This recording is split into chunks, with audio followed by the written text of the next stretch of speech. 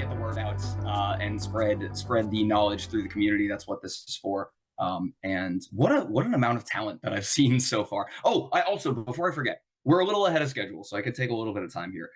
Two things. One, if you are a new speaker, or if you think you ever want to do something like this and you could never get up in front of people and you can never control your nerves or anything like that, and you have a lot of fear of public speaking, I am a former theater kid. I used to perform all the time. I still do webinars and conferences and everything. And I am still nervous every single time I go on and do one of these things. So I just want to assure you that, like, don't listen to the nerves. If you have something to say, somebody wants to hear it, get up there. The nerves will be there. Just say, you know what, that's okay. I'm going to do it anyway. Second, Crystal is a phenomenal example of that. Crystal just gave her first conference talk, knocked it out of the park. So I just want to say that was amazing. Crystal, Mux, fantastic job. Congratulations. So anyway, enough about that. Let's get into it. Actually, I have to start off with an apology because I've gathered you all here today under false pretenses, because this is not a conference talk. This is actually a therapy session. I have been going through a little bit of an identity crisis lately. Actually, let me be a little more specific. I have been going through about 800,000 plus identity crises lately. And so with that, I present Identity Crisis: Combating Microsoft 365 Account Takeovers at Scale. My name is Matt Kiely. I'm the Principal Security Researcher at Huntress for their Identity Threat Detection and Response product. And effectively what that means is that I work with my engineers and my SOC analysts to hit hackers harder, hit the types of hackers that go after small to medium businesses. Everybody under the enterprise poverty line, as we call it, the 99%, most businesses in this country, which are small to medium businesses, they are the ones that I protect. They're the ones that Huntress protects. And so here is our agenda today. Going to do a very quick who am I. We're going to talk about framing the problem. We always, if we're going to take on a challenge like this, we always want to have a good idea of where to start. Our key telemetry sources if we're going to hunt down specific types of attacks. And then we're going to go into my favorite part of this presentation, which are actually it's kind of like four distinct attack scenarios. We'll look at the actual technical execution of the attacks. We'll go into depth a little bit on the detection and mitigation. And so we should have a pretty good time here. I'll end hopefully with a little time for questions and answers. And just a little bit about myself. Like I said, I am the lead researcher at Huntress for their identity threat detection and response platform. Former theater kid. I'm a red teamer, malware reverse engineer. I like to use the metaphor that if the SOC at Huntress are like the archers, I'm kind of like a bow maker, right? I'm trying to get them the best quality arrows and the best quality bows so that they can hunt down cyber criminals at scale, do it effectively, look really cool while doing it. And then other places I've been, I was at MIT Lincoln Laboratory. I spent some time at a company called SimSpace. I also red teamed at a large bank.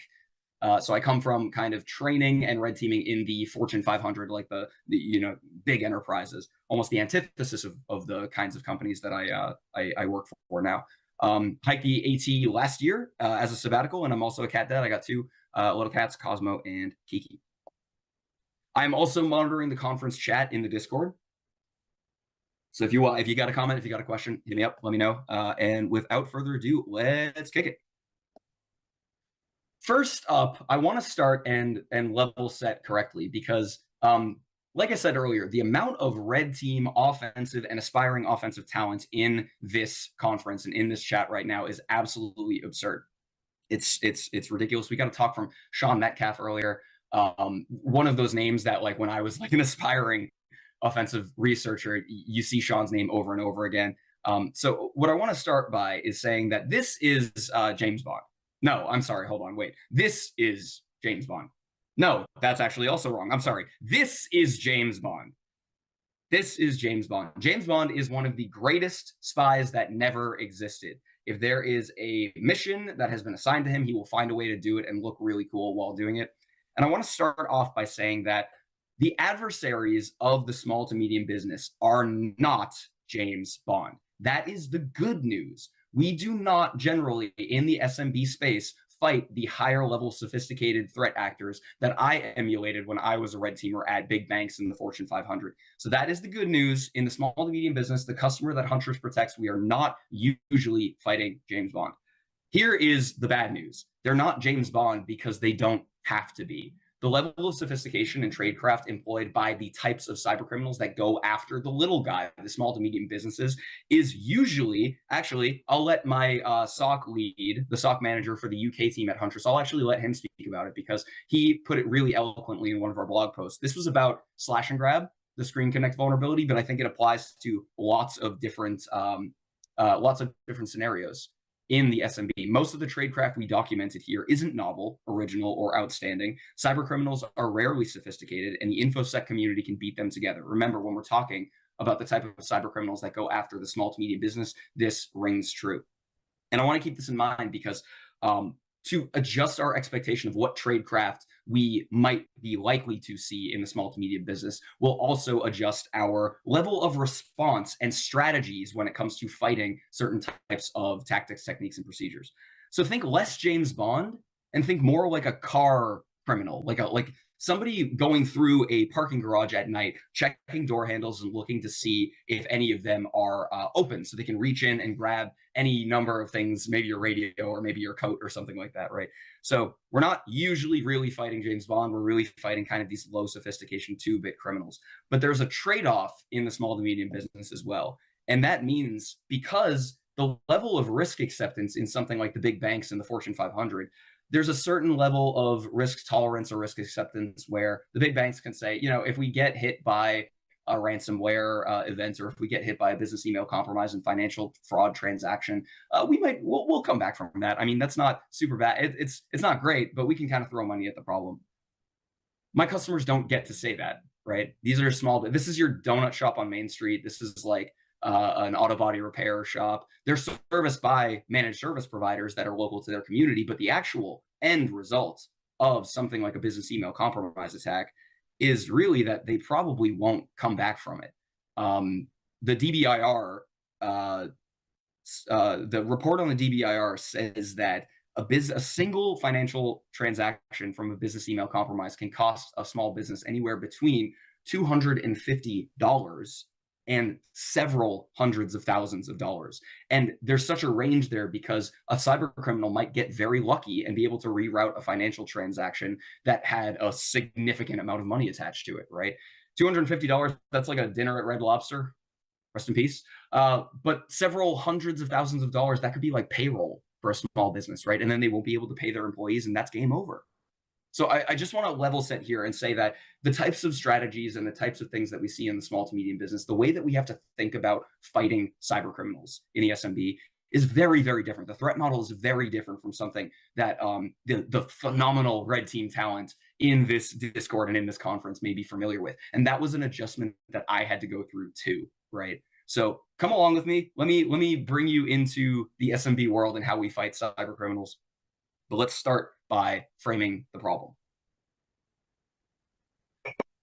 I lead the research for the product that hunts down cyber criminals when they attack identities and the cloud resources that our SMBs use. Identity, we can think of it as like an emergent endpoint.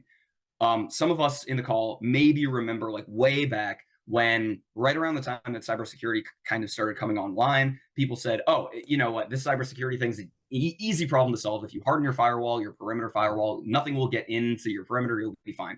Obviously, that was not true. Then they said, all right, well, the actual, the battlefield has really moved to the endpoint, right? So endpoint detection response, antivirus, if you implement those, you're going to be fine. That was pretty good, but that was also not really a one-size-fits-all solution, right? And so now I say that this is emergent, but identity, cloud resources have been around for a long time, right? But we're starting to now kind of like come up to speed with the emergent tradecraft associated with the actual identity attacks. And so, like I said before, identity attacks are usually in the small to medium business space aiming at one particular thing. And we're scoped to M365 right here, but this could happen against G Suite or any of the other major identity providers. Most of the time, a cyber criminal at the level of the small to medium business adversary is looking to perform a financial transaction fraud. They're looking to intercept an invoice as it's being routed somewhere. This actually, I've seen this happen a couple times since I've been at Huntress. And they're looking to move that money to an offshore account by injecting themselves as the account that they've taken over. And that can be, like I said, a business ending event. Imagine that there's a vendor and a small business is trying to pay a vendor, and a threat actor injects themselves into that conversation and says, oh yeah, send the money over here, and wires it to some, or maybe they even say like send it in Bitcoin or Monero or some kind of cryptocurrency, right? That can be a business ending event. Here's the thing. Business email compromise attacks don't just happen, right? It's not just like poof, business email compromise. That's not how that works, right? So there is a whole attack chain ahead of the actual financial transaction fraud that happens, where we can forestall, we can look ahead of that to try to make one nice, clean, focused cut and cut them off at the head so that they aren't able to actually stage a business email compromise. And so this talk today is about forestalling business email compromise and financial fraud transactions by hunting for account takeover, right? This is the definition of account takeover. I'm not going to read it word for word, but this is coming from Microsoft, effectively initial access in the parlance of MITRE attack. And this is a little bit what it looks like. After unauthenticated recon, after authenticated recon, once they step their foot in the door of the actual identity that they have taken over, we are there at initial access. If they were to go on to develop their campaign against this target, they would then stage a business email compromise by writing in email inbox rules. Hey, forward an email every time I see the word salary in an email, and forward it to some offshore account. Every time you see the word invoice or something like that, they write email inbox rules to forward those off, and then that will stage this rerouting of a financial transaction. Game over for a small to medium business. So that's what we want to prevent. I think everybody in this audience may be familiar with the topology, like in a topographical sense, because we're all, at least from the talks that I could tell so far, everybody seems to have a really good grasp of kind of like the identity model in comparison to the old on-prem Active Directory model. So let's talk a little bit about where we are when we talk about hunting down account takeovers at scale. So we are primarily in M365, which is the productivity suite that uses Entra ID, the Entra ID and OAuth schema, the implementation within Entra ID as its authentication mechanism. A small to medium business owner may only understand PowerPoint, may only understand Excel or Outlook, but their authentication broker is Entra ID. And so most of these attacks have to do with exploiting Entra ID in some fashion or another. And sometimes we're also on the on-premise application side of the house. So even though this is kind of this subscription model of identity where you pay for Microsoft 365, you can still install PowerPoint, the application, on your endpoint. You can still hook that into Active Directory via pass-through authentication or password hash sync or something like that. So never, the one takeaway from this, never assume that just because something happened in M365, there was no spillover or lateral movement into the on-prem space, and the vice versa is also true. Never assume that something that happened just in the identity space did not spill over to Active Directory. I might have messed that up, but you get the idea. Like on-prem can go to laterally move to the cloud, cloud can laterally move to on-prem. If we're going to hunt this down, we need to understand our key telemetry logs. I've got maybe 3 for you. I never remember to actually present the last one, so hold me to that. If I miss the third one, please comment in there and I'll come back to it. First key telemetry source here is the Entra ID logs themselves. Like I said, a small business owner may only understand that they're authenticating into OWA or PowerPoint or something like that, but Entra ID, the authentication backbone of M365, is collecting all of that activity.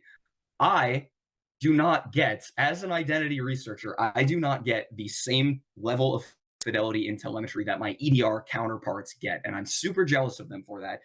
This is one of the best places that you can go, and really, you're going to find out we've got to do a lot with a little, all right? And a little goes a long way in the identity space. So we don't get really extremely specific parent-child process arguments. We don't get API hooking.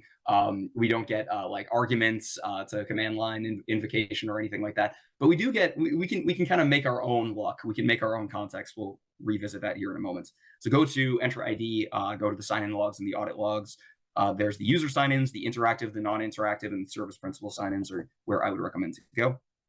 That's just an example of the telemetry. You'll also see other things here. You can piece a couple of these different little data points together. It's a little bit of a spoiler alert for later in the talk. But just remember that you have a lot of data in the in the Entra ID logs to check first. Second place to go is the unified audit log. This is over on the M365 side of the house. They now call this Microsoft Purview. Like everything else in Microsoft, if you wait long enough, the name will change again. And this is, you can either subscribe to this via calling the Outlook Management API, or you can go in here to the UI itself, just punch in a user, punch in a date. You can return all of the activity. Here's another example of myself working around in my test bed, huskyworks.onmicrosoft.com. Third, I didn't forget this time. Third, I didn't put a slide in this one, but as of late 2023, Microsoft has allowed tenants to ingest the Graph API logs. And we have already seen some examples of the tradecraft associated with the Graph API from earlier. It was the gentleman's name, Victor, I believe. But he showed the enumerating the conditional access policies. That was against the legacy Graph, but there was also the newer Graph, graph.microsoft.com, right? So you can ingest those logs as well. A bounty of tradecraft for the Graph API. You can go check out Graph Runner or Graph Spy if you're interested in that. But we're going to focus on the unified audit log and the Entra sign-in logs today. Okay, who wants to know what keeps me up at night? Who wants to know the thing that keeps the lead of Huntress's identity product up at night? It's this little raccoon right here. Why? Because this little raccoon represents session token theft. This is the first of the attacks. We're going into the part of this presentation where we're going to talk about attack and defense. And we're going to learn how to kind of do crimes, actually. So, session token theft. This is the pilfering and the stealing of authentication cookies, access tokens, refresh tokens, primary refresh tokens. There are really, when you think about it, two varieties of this one. There's active and passive, but both of these varieties do effectively the same thing. The thesis of exploitation is very straightforward with this one. We've already actually talked about it a lot here, but just as a refresher for anybody that may be not familiar with it. So a token, effectively, I think like Florian Roth at one point tweeted, like, isn't a token just a long password? And it's like, yeah, actually, it totally is. A token is the thing that Microsoft hands you after you have successfully authenticated with your username, your password, and your MFA, if applicable. A token will keep track of your session and your accesses. It tells you, and it tells Microsoft, this is who I am. I have proof of this access. I have proof that I can access these resources, so I don't need to put in my username and my password again. So, and this will also satisfy the claim of multi-factor authentication if multi-factor authentication has been used to create this token. So what's the thesis of exploitation? Steal the token. Very, very straightforward. I don't need to guess your username and your password, and I don't need to be in possession of an MFA device at that point if I can just steal your token.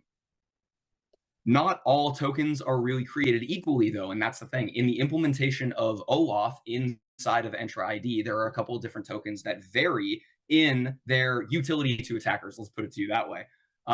Access tokens. Access tokens are valid for about 75 minutes on average. They're anywhere between basically like an hour. Call it like an hour. An access token is what you're given to prove that you have access to a specific resource as a specific user with specific permissions, right?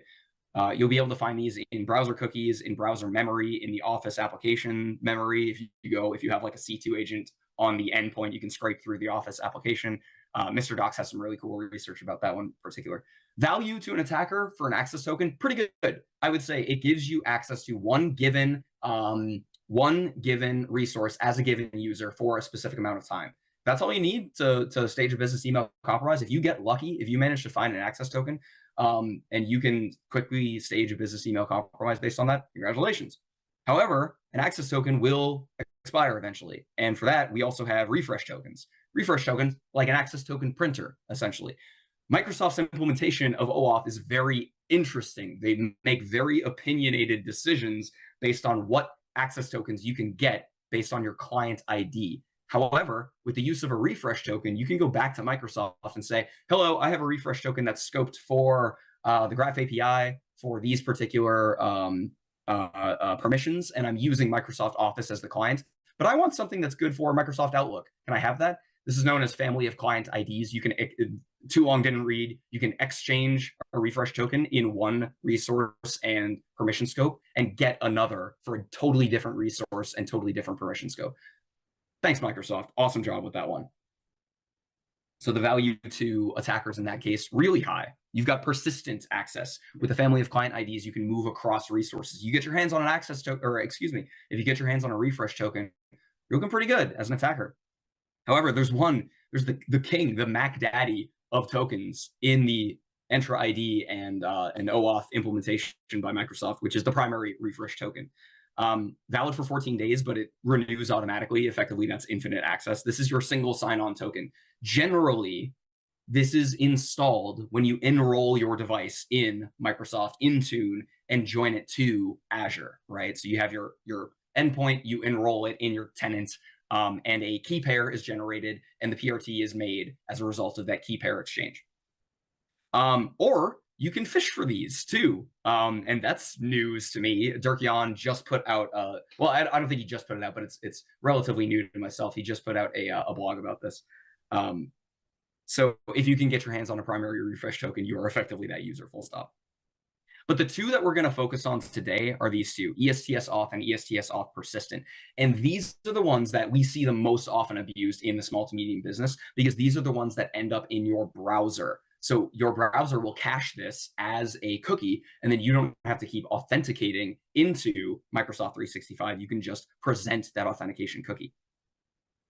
And of course, that's very high value to an attacker. And as an aside, Dirkion's token pyramid here, this is a super cool concept, and I love this, so I wanted to include this. Tokens generally have like a least powerful to most powerful, least powerful at the bottom of the pyramid, most powerful at the top. So what that also means is that in addition to the accesses that you can get by stealing one of these, one of the higher levels are able to generate one of the lower levels. But one of the lower levels should never really generate one of the higher levels. Is that correct? Not in all cases. If you want an example of how that's not correct, how Microsoft's implementation actually allows for PRT phishing, go to Dirkion's video there on phishing for primary refresh tokens. That was a mind-expanding, mind-blowing moment for me. But that begs the question, how are tokens actually stolen? We've talked a little bit about the kind of authentication schema and the value to attackers, but how are they actually stolen? And so gather around, children. This is how to almost do crimes. We're going to talk a little bit about how, at least from the threat intel that I've gathered, how these crimes are committed, how cybercriminals get access to Microsoft 365 accounts and perform account takeovers. So step one, we are going to, none of this, listen, none of this is condoning cybercrime. None of this is condoning cybercriminal activity. This is for educational purposes only, for the red teamers, for the pen testers, for the defenders that need to know how these attacks are carried out. I'm not saying go do crimes. This is not how to do crimes. This is how crimes are done. There's a big difference. Step one, you're going to hop on Mullvad VPN. Okay, Mullvad's great because you can basically mail them an unmarked envelope of cash, and they'll give you an account number for Mullvad, and you can jump on, and they don't collect logs. They're based in Sweden. Okay, and so you're going to go to any of these, make a burner Telegram account, and go to any of these Redline, Stealer, Telegram forums, channels, right? These are not hard to find. Breach Sense has a list of them at that URL that I have right there. So step one, you're going to go to one of these Telegram forums, and you're going to say, hello, likely cyber criminals and miscellaneous seedy characters, shady characters. I would like one zip file of credentials, please. And step two, you're going to download any of these zip files of the Redline Stealer logs, right?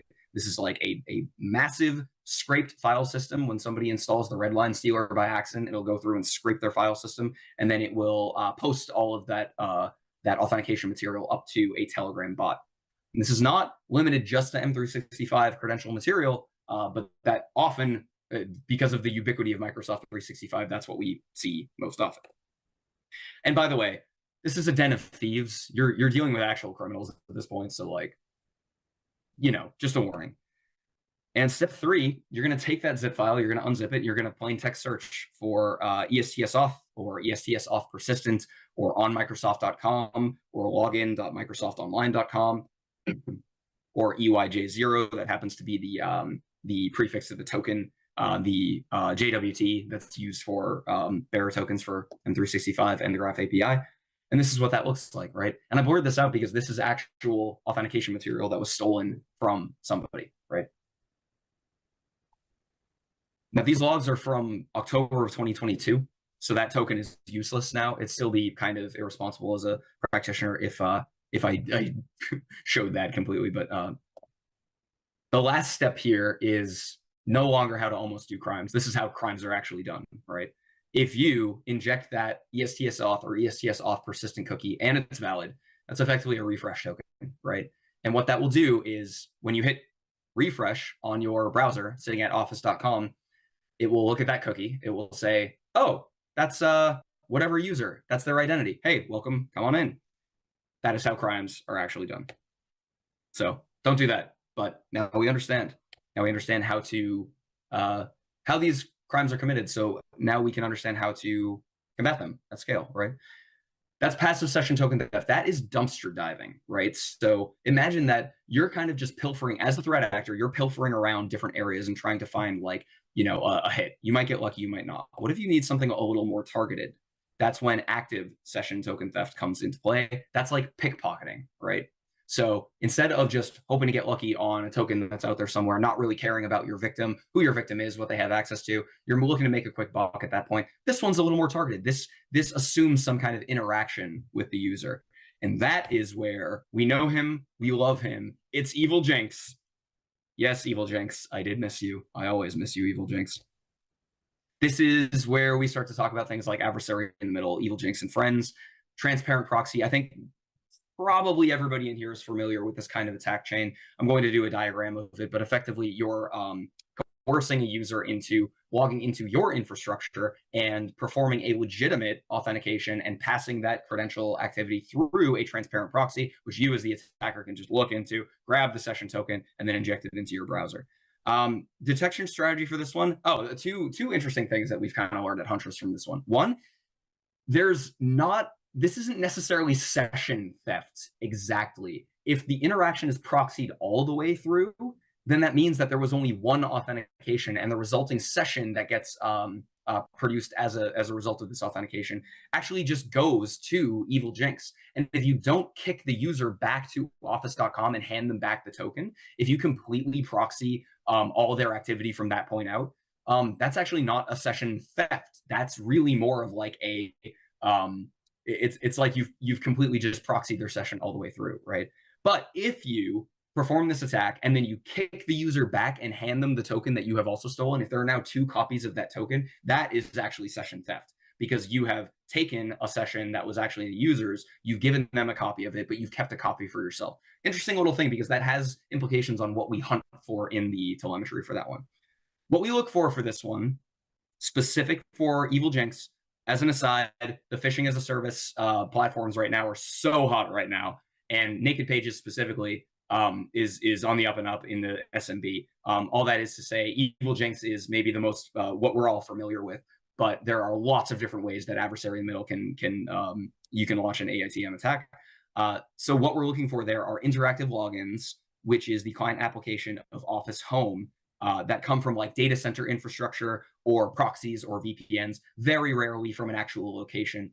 And if it has not been proxied all the way through, we will have duplicate session IDs with meaningful differences between the events. We're going to talk about that here in a moment.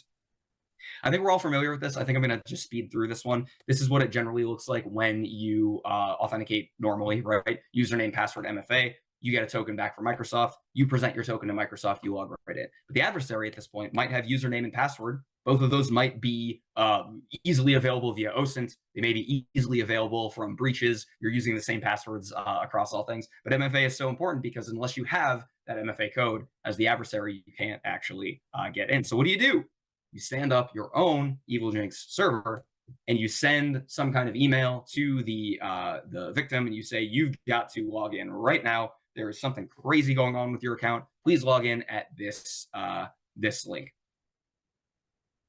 And the user will see this when they actually click on that link. But is this the actual Microsoft 365 login page? Kind of. It kind of is.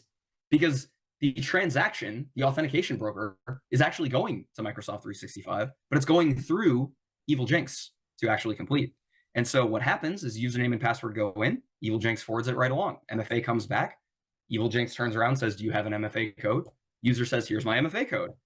Evil Jinx forwards that right along. And then finally, Microsoft 365 says, hey, looks good. Here is your token. And if you're sitting at the console of Evil Jinx when this happens, this is what you see. And that blurred out thing right there is the token. Again, if it's proxied all the way through, you haven't exactly seen a session theft. You've really seen an authentication that was proxied.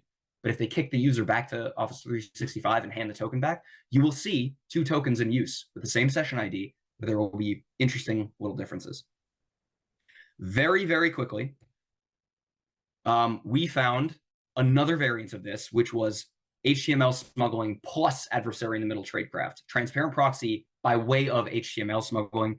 If you're not familiar with this, you're effectively, as the adversary, emailing an HTML file to your victim. They open it locally. They don't actually go to like a URL somewhere, but they open it locally.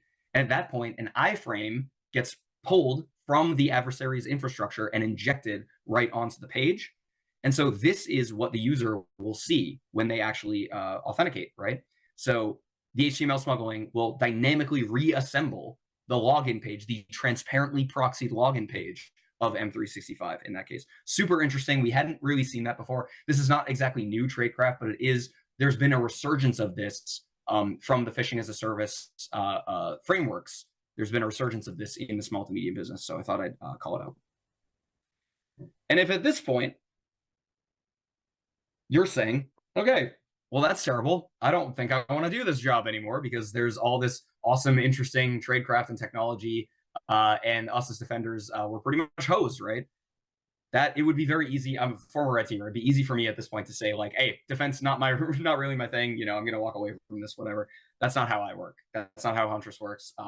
It is very much my concern to make sure that these attacks are understood and we implement strategies against them. And I want to roll out some high level, some mental models, some high level strategies that you can use. None of this is specific to the Huntress product. This is just, I'm giving you like the strategies that we've come up with, and I put it in such a way that you could even implement them yourself with your own SIM or your own EDR, or your own identity detection product, right? So hunting for this kind of thing at scale necessitates multiple data points. We have to cluster like multiple data points together. Again, I don't get really cool EDR specific telemetry. I don't get parent-child process arguments. I don't get ETW. I don't get PowerShell sign-in or PowerShell module logging or anything like that. What I do get is the unified audit log. And what the unified audit log has are a number of these little, I like to think of, to use like a little forced metaphor, they're like chemical elements, right? And so if you start to combine some of these chemical elements, again, to use a forced metaphor, it's a little bit like actual detection chemistry, right? Because you can combine some of these different attributes together and notice meaningful differences and correlate and cluster based on those, right? And so just like you would combine like sodium with the other one, I didn't do well in chemistry, so forgive me. It's like water and sodium, right? And it goes boom, right? Or what is it, like sodium and chlorine, and that makes mustard gas, right? It's two very like table salt and chlorine, two extremely different things when combined make this completely different kind of chemical equation, right? This is a little bit like how I see detecting this kind of thing at scale. But if we have our data clusters, all we get out of the unified audit log is things like I showed back here, right? Device ID, session ID, device name, location is implied from IP address, but IP address is the actual kind of thing. Well, if we have those, we can then use enrichments to get more interesting insights out of the individual data points. What is an enrichment? Well, an enrichment, think about it like this. You can do this, Google like IP address lookup or something like that, right? And there are even threat intel services that do this specifically. You can go in and you can actually like put in an IP address and have it return if it's a VPN exit node, if it's a Tor exit node, if it's like known to be like brute forcing, right? If RDP is open at that IP address, right? So kind of like that. That's kind of what I mean by enriching based on particular characteristics, right? Getting more information out of that. So if we take a very specific approach to building detectors at scale, it's going to look something like this. Could we detect something like a login from a new location, would that be indicative of M365 account takeover? Not exactly. We see about 12,000 of those per day at Huntress, right? If I told my SOC lead that they'd have to look through 12,000 alerts to find the actual evil, he'd probably challenge me to a pistol duel. So let's get a little more specific, right? Let's do a login from a new location, but group that to session ID, pivot into session ID, any session with two events where they both come from different locations. Should that be forensically interesting, right? We're getting there. But all I would have to do as the user at that point is move across the country. I get on a flight and I use my laptop, right? And that's just, that's not exactly going to do it, right? But what if we log in from a new location, we group that by session ID, and then if we see a significant change in the OS or the browser type, could we build a detector on that to detect that scale? And that is where we start cooking here, because that means that any two authentications that happen from the same session that have like one from, actually I'm just going to speed it along here, one from like Mysterium VPN and one from like ExpressVPN, and one comes from Windows 10 and one comes from Mac OS, right? You start to see that the specificity starts to win here, right? And so this is just an example. I wrote a Python script to do that, pull out of my logs and present me with any authentication activity in the same session that had those kinds of differences, right?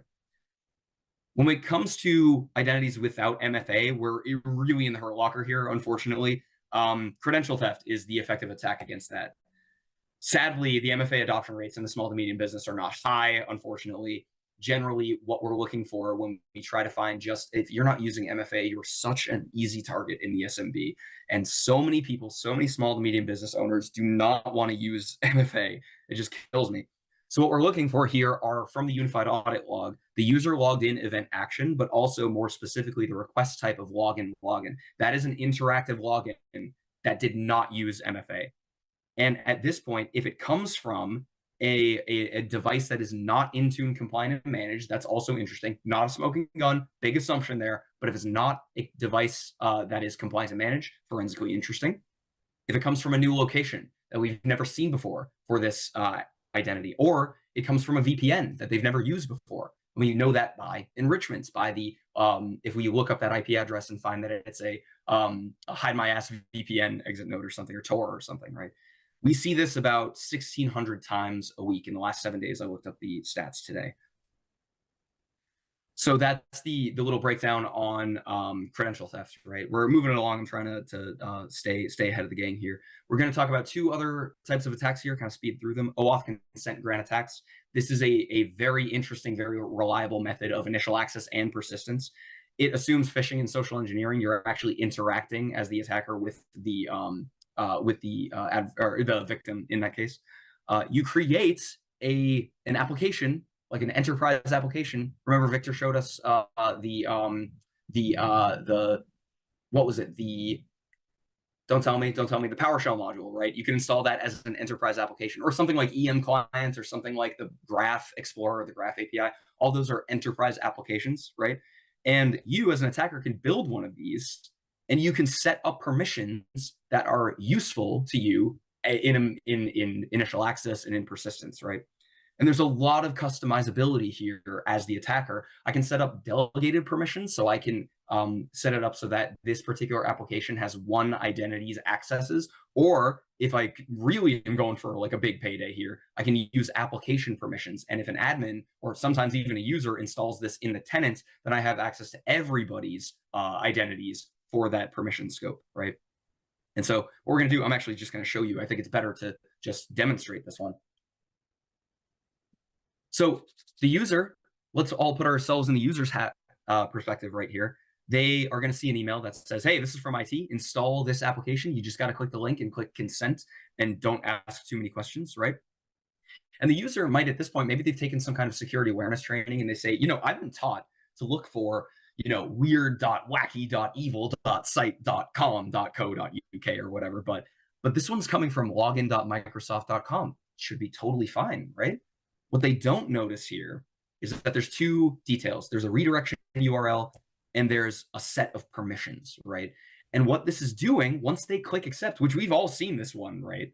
Once they click accept on this one, When the victim clicks accept, Microsoft uses the legitimate OAuth app installation process to complete the legitimate Microsoft OAuth integration and install the application and send a refresh token and an access token to an attacker controlled redirection URL, which is this URL right here, right?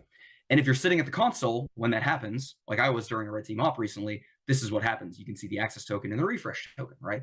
And again, as the attacker, I can customize that for whatever permissions I want. Do I want access to their calendar? Sure, done. Permissions for calendar. Do I want access to their email inbox? Sure, done. Permissions for email inbox. A lot of customizability here. Very quickly, detection for this one. Nothing beats, as a forensic artifact, nothing beats the URL for this one. If you have if you can go to their endpoint and recover their browser history, you'll have exactly what you need to prove that there was some kind of evil activity going on here. And let's bring it on home with device code phishing. You may out there in the audience be familiar with device code phishing. I actually wasn't until I started studying Microsoft 365 and Azure Tradecraft. It's a method of requesting a token somewhere that has like a UI, like a browser, right? And giving the token to like an IoT device or a script or something that needs to authenticate but doesn't have you can't sign into Microsoft 365 in a PowerShell script, kind of. It doesn't really work like that. But you can request a token in your browser. You query an API, it creates a token. It says, just send this code to somebody and have them actually authenticate, and then they'll have the token for that. I've used it in scripts before to complete the authentication requirement. So the attacker sets the lure. They query that API and they say, hello, I'd like to do device code authentication. Can I have a code, please? And then they craft an email that has that code in it. Again, this is social engineering. This is an active attack, right? They send that code to the user and they say, hey, you need something's going on with your account or something like that. You need to log in right now. They go to Microsoft.com/device login. Again, if they've been taught some.evil.weird.crazy-ass-site.com, they'll be like, well, you know what? That looks totally legit, Microsoft.com. But they'll punch in the code, and then they'll punch in their username, and then they'll punch in their password and MFA, and then the attacker can query that same API and say, have they authenticated yet? No. Have they authenticated yet? No. Have they authenticated yet? Yes. And they recover a refresh token and an access token. The best data field to hunt this one down is the original transfer method in the unified audit log is device code flow. And the request type of the user logged in event is CMSI:CMSI. That means code something sign in, code module sign in or something like that. But that's the device code has been used to authenticate. And we haven't really talked about mitigation in this talk, but this one is special call out here. You can actually now, this is out of preview, you can turn this off in your tenants.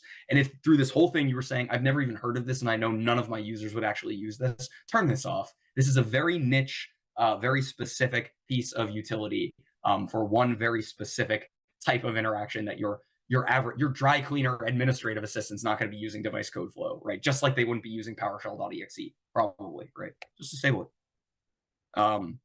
By the way, the last two attacks are MFA bypasses, right? Just like adversary in the middle bypasses most types of MFA, device code authentication and OAuth consent grant attacks are all MFA bypasses. They're methods of persistence. They're nasty. Let's bring it home. We've talked a little bit about passive and active session token theft. We talked about credential theft, device code authentication attacks, OAuth consent grant attacks, defensive strategies, hunting this kind of thing down at scale. And if it looks kind of scary, I don't fault you for thinking that. Like I said, my customers don't get another shot at this. If they fall victim to a business email compromise, that might have been their payroll. That might have been what they had in CapEx or OpEx, right? They might never recover from that. They've been building their whole life. Their life dream is to be a small business owner, and they've achieved it. But like one business email compromise because they downloaded an SEO poisoned program and Redline scraped their tokens and posted them up to Telegram, and then some low sophistication 2-bit hack cyber criminal logged in as them and then rerouted a financial transaction. That'll sink them, right? So if it seems scary, I'm right there with you. We're fighting like every day to make sure that our partners are safe from this. And I hope some of these strategies have gotten you to think a little bit about like how you can implement this kind of stuff. And this might not work for all organizations across the world, but maybe there's some little nuggets of information that you can pick up from that to implement on your own. But remember that like it's a layer of Swiss cheese, right? We have one layer of Swiss cheese when we talk about account takeovers. It's one link in the attack chain. If you layer up your defenses, there are lots of other ways, lots of other things that telegraph that an account takeover has happened and a business email compromise is pending. You can always find other places in the attack chain to cut off a hacker before they pull off the attack and look cool while doing it. That's my email. Thank you so much. If you have any questions at this time, I don't know if I'm still on time. I don't know if I ran over. I'm very sorry for that, but thank you. Thank you to the TRICON organizers. Thank you to TriMark. I had a blast putting this on. I love coming around and talking to the community, and I'd love to answer any questions at this time. Matt, this was awesome. And I don't even care if you're over time, to be honest, like, because we're so far ahead of schedule. Like, we can, we're good. Talk about this forever. Sick. Awesome. I've been monitoring the chat, but I haven't. I'm sorry. I got in the zone, Chief, and I was not monitoring the speaker questions. No, the chat is the great killer of it. It could be the great killer of momentum if the speaker is trying to monitor it, or it could be like momentum, like incarnate, if you have somebody monitoring it for you, which nobody was doing for you. So I'm sorry. Yeah, no, that's fine. Totally fine. Like per usual, chat's just basically been just ramping off of things and talking and sharing memes about how scared they are now, and how to do crimes. Like, there was some confusion on, like, wait, are we doing a crime, or like, we're supposed to be already? Am I late? No, that was not a homework assignment for our members of the audience. However, if you're an emulated cybercriminal like myself, adversary emulation or pen tester or red teamer, I mean, maybe you could emulate something like that, right? Maybe next time you think about assumed compromise for an identity assessment, maybe you think, okay, how about the start of our scenario here is that one of your identities, their ESTS off persistent cookie was in a redline stealer somewhere, and I've got that. Let's go from there. Like, you know, that's the kind of thing. That's where I was going with that. But don't do crimes. Please don't do crimes. And honestly, if you do crimes, you're probably going to square off against me and Huntress at some point. Oh, so, not even a little bit. You don't want to be on the other side of that fight. All right. You don't want to be on the other side of that fight. Also, I never noticed, but I tweeted something about you to Huntress on Twitter, and then John Hammond was like retweeted it. I didn't realize he worked for you. Yeah. John's on the adversary tactics team. I'm on the product research side. He's on the like special ops side, if you want to look at it that way. They call in John for all the what they call rapid responses. So when shit really hits the fan, John. Well, he's such a social media influencer darling that I just thought that was his only thing. It never dawned on me that he works. He's doing incredible cutting edge research work for finding the emergent, really scary threats for the small to medium business. Screen Connect from February earlier this year is a fantastic example of that. John and Caleb Stewart, they jumped in the Zoom call while I was in the Virgin Islands, so I had nothing to do with this. I was on vacation, but they reverse engineered the application. They found out the proof of concept. They got all the blog posts and everything together, and then handed it over to our SOC, which went threat hunting for all the activity. Yeah, John is doing fantastic work at Huntress. He's a joy to work with. He's a practitioner's practitioner, like everybody else on that team. So yeah, I always hear John, like, whenever I hear him talk, he's talking about like, oh, my day job, and I'm like, but you have to sleep, right? Like, he's not you have seen him in person too, Matt. Like, he is not a robot. The man is nonstop.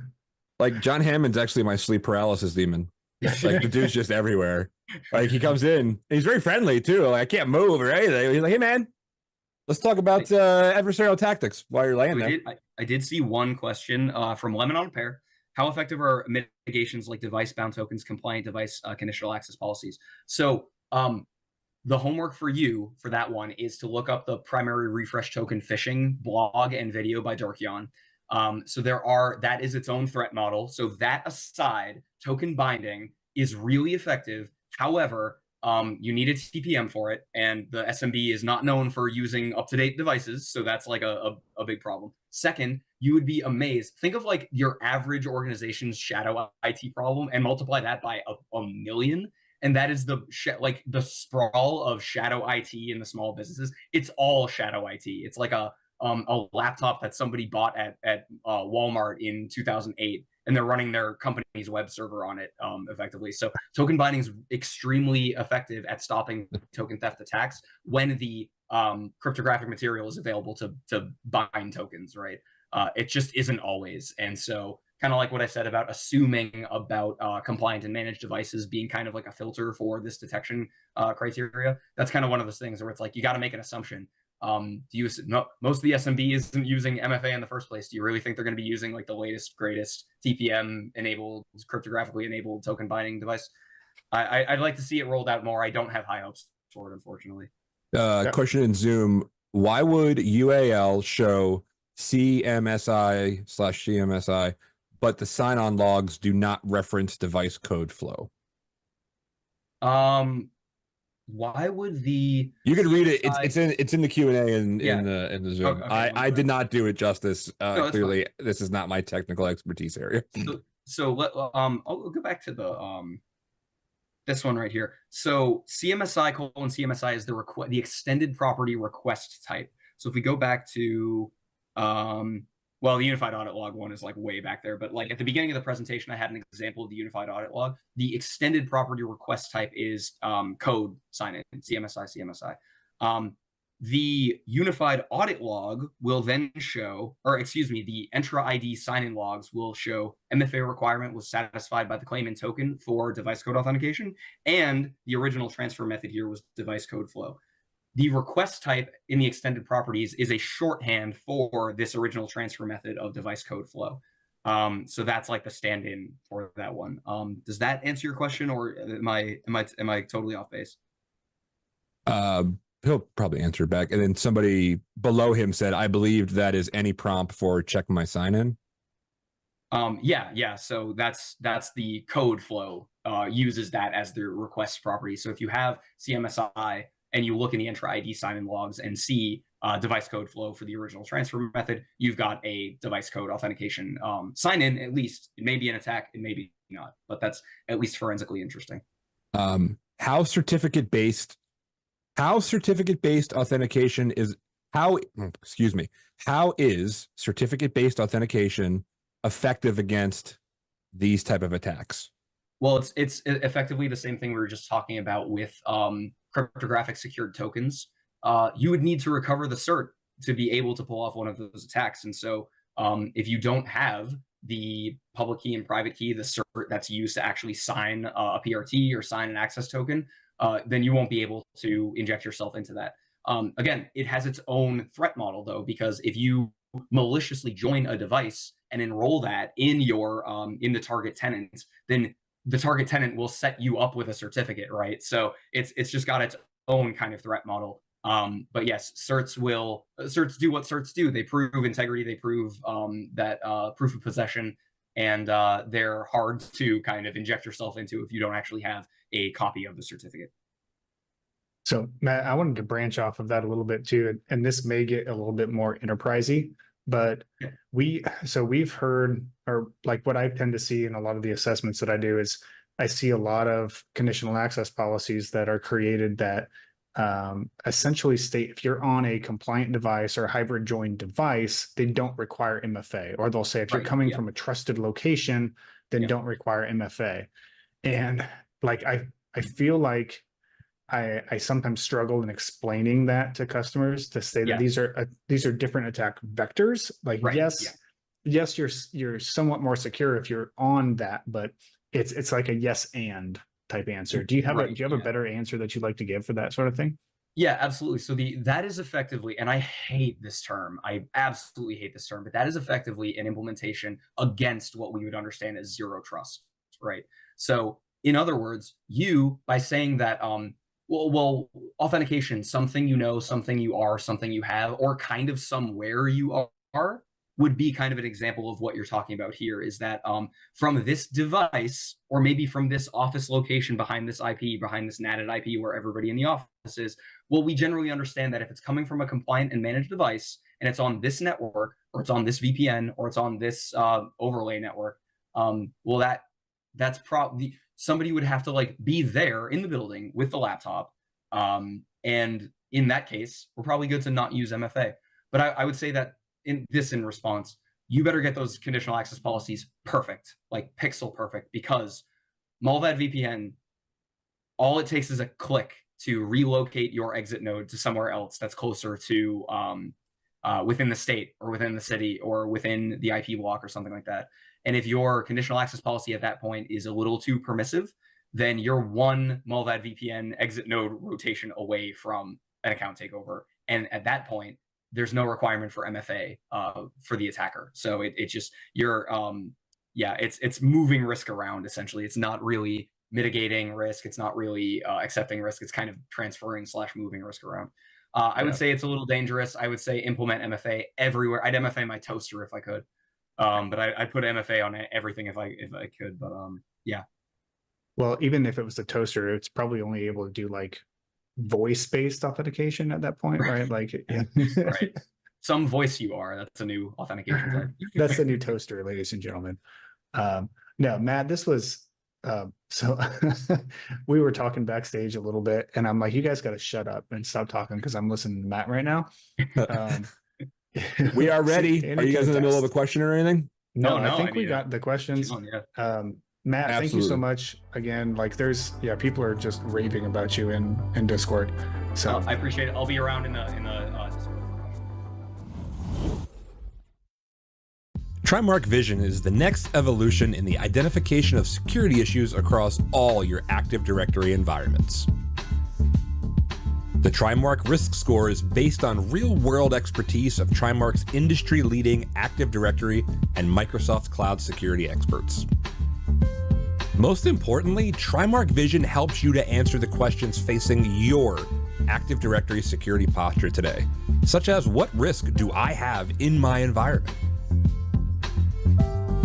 What actionable steps can I take today, tomorrow, this week to best mitigate my risk of an attack on my Active Directory?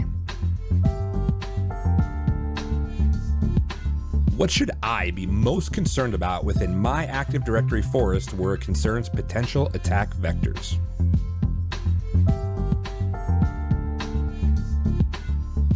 What is the current security posture of all my AD forests?